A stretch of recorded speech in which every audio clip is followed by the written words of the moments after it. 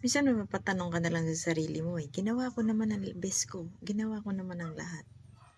Pero parang bakit ganun? Tapos marirealize mo na lang, sandali nga gusto kong magpahinga. Minsan nanonood ako ng favorite kong vlogger, si Chinkitan, coach and vlogger. Meron siyang isang naging guest na katulad ng behavior and attitude na inayaw-ayaw ko. Then na-realize ko nung nagpaliwanag yung tao kay Chinkitan, na-realize ko sa sarili ko na wow, parang gusto kong sisihin yung sarili ko. Kasi kahit pala anong gawin kong bago or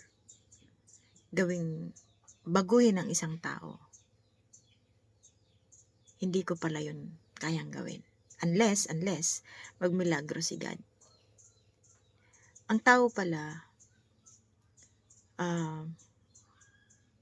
lalo kung let's say matanda na, nakaprogram na yung kung ano lang yung saklaw ng isip nila.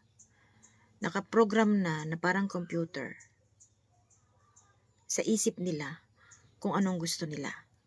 Kung ano lang yung kakayanan ng pag-iisip nila. Kaya na-realize ko sa sarili ko, hindi ko pala kayang baguhin ang isang tao. Lalo lang magiging worse kung ako mismo babaguhin ko yung tao ng hindi niya gusto. There's a time na kung marirealize ng tao ang mga pagkakamali niya, doon na lang kung gusto niyang baguhin ang sarili niya.